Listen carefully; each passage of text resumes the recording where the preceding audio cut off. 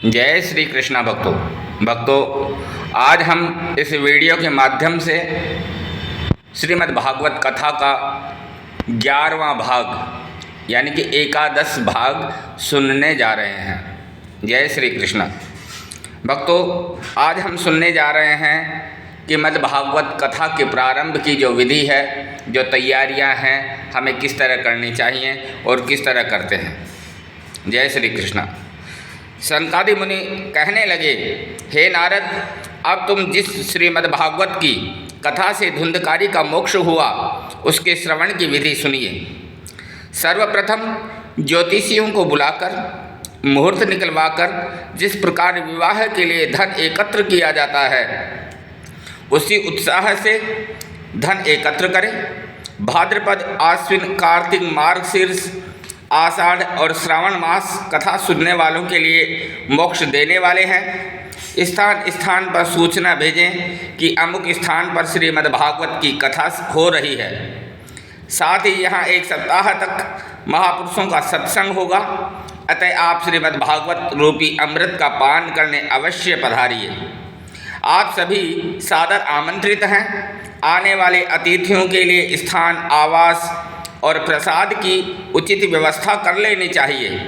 सप्ताह प्रारंभ होने से 5 दिन पूर्व ही सारी व्यवस्था व सब वस्तुएं एकत्र करके रख लेनी चाहिए।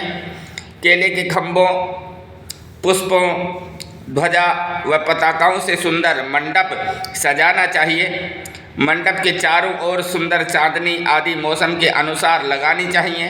यदि वक्ता का मुँह पूर्व को हो तो मुख्य श्रोता का मुँह उत्तर को, और यदि वक्ता का मुँह उत्तर को हो तो श्रोता परीक्षित का मुँह पूर्व दिशा में रहना चाहिए।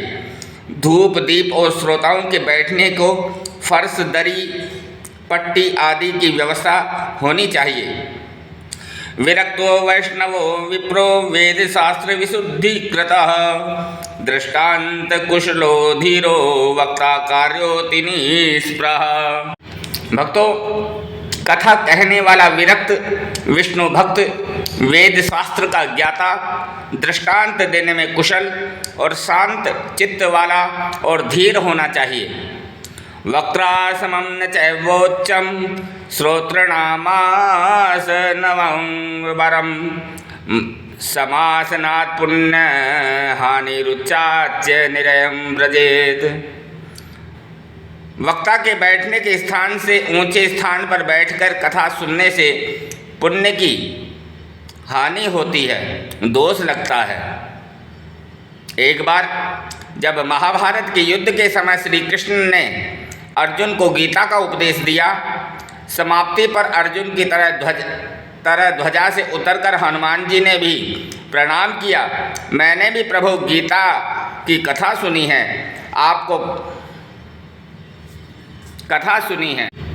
तो भगवान श्री कृष्ण कहने लगे, हे हनुमान जी, आपको पाप लग गया है, अतः तुम पिशाच हो जाओ। जब हनुमान जी ने प्रार्थना की तो श्री कृष्ण को गीता पर भाष्य करने का आदेश दिया। तब हनुमान जी ने पैशाच्य भाष्य के नाम से भाष्यकर के शाप से मुक्त हुए थे। इस आख्यान के पठन, पाठन व श्रवण से पितरों की तृप्ति होती है। विशेषकर श्राद्ध के दिनों में नित्य पाठ करने से मुक्ति मिलती है। श्री हनुमान प्रार्थना करने लगे, हनुमान जी स्तुति करने लगे। सदसि वसंते सुमृदु हसंतम कपिशूलसंतम धुरिसंतम जित हरिदंतम कृत विपदंतम युधि निंदंतम श्रित संतम सदनुभवंतम सततमवंतम प्रभुवरवंतम प्रभवंतम स्वरिधि रमंतम सुरत तनुमंतम स्मरम परम तम हनुमंतम। कथा कहने वाले के साथ उतना ही योग्य पंडित रखना चाहिए जो श्रोताओं की शंकाओं का समाधान कर सके। सर्वप्रथम श्री फल और मंगल द्रव्यों से श्रीमद् भागवत की पूजा करनी चाहिए। हे श्री कृष्ण स्वरूप, आप मेरे मनोरथों को पूर्ण करिए। 5 ब्राह्मणों का वरण करना चाहिए। एक ब्राह्मण से द्वादशाक्षर मंत्र का सप्ताह पर्यंत जाप कराना चाहिए। तत्पश्चात ब्राह्मणों, संतों व कीर्तन करने वालों को प्रणाम करके व्यासासन पर बैठना चाहिए। उस वहीं धरनि धरी सीमा, करहूँ कृपा जन जानि मुनीसा। कथा में दोपहर को विश्राम देना चाहिए। वक्ता और श्रोता दोनों को अल्पाहार आवश्यक है। श्रोता को उपवास करके कथा श्रवण में व्यवधान आए तो एक समय भोजन करे।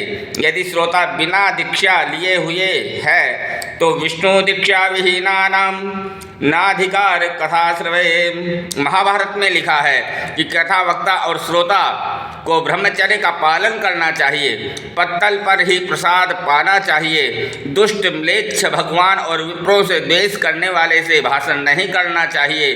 किसी को झूठा भोजन न दें। नोचिष्टम कस्यचिद दद्यात् उत्तिष्ठ भोजन स्वान।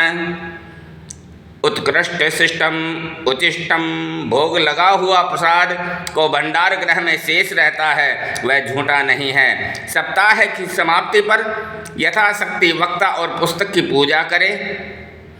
अन्य ब्राह्मणों को भी यथाशक्ति दक्षिणा दें। श्रोताओं को मधुर प्रसाद की व्यवस्था करें।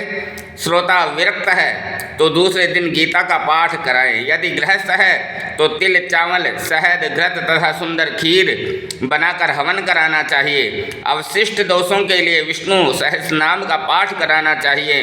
तदंतर कम से कम 12 ब्राह्मणों को मधु और खीर का भोजन तथा दक्षिणा देकर तृप्त करें। यह कथा अर्थ धर्म काम मोक्ष देने वाली है। सनकादि बोले, हे नारद, सब शास्त्र दूध और भागवत घी है। सब शास्त्र आम के वृक्ष और भागवत आम है। सब शास्त्र ईख और श्रीमद् भागवत चीनी है, मिश्री है। भागवत धर्म क्या है? निस्वार्थ भाव से सेवा करना भागवत धर्म है। कथा स्थल पर चौका लगाना, झाड़ू लगाना, जल सेवा करना, दरी या फर्श बिछाना, श्रोताओं के बैठने की समुचित व्यवस्था करना भागवत धर्म है। पैसे तय करके कथा कहना भागवत धर्म नहीं है। भागवत का मतलब क्या है? भागवत भा मतलब केहेते भाग खुल जात, भक्तन के गए के कहेते गुमान मिट जात है। वै के कहेते वर्ण होत विष्णु भक्तन में, तय के कहेते सिंधु तर जाते हैं। यानी कि भय मतलब भक्ति, गए ज्ञान, मैं मतलब वैराग्य, वै मतलब वैराग्य और तय मतलब त्याग। भागवत का मतलब है भक्ति, ज्ञान, वैराग्य, त्याग। अर्थात जब प्राणी के मन में भक्ति का उदय होगा तभी ज्ञान प्राप्त होगा।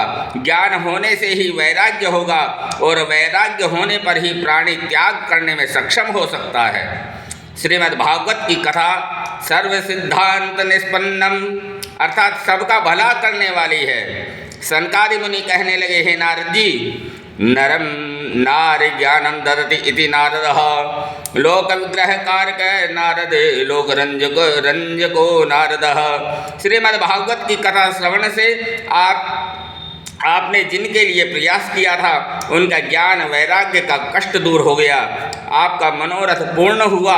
नारद जी हर्ष से भर कहने लगे, हे मुनियों, अद्य में भगवान लब्ध सर्व पाप हरो हरि। आज मुझे सारे पापों को दूर करने वाले श्री नारायण की प्राप्ति हो गई।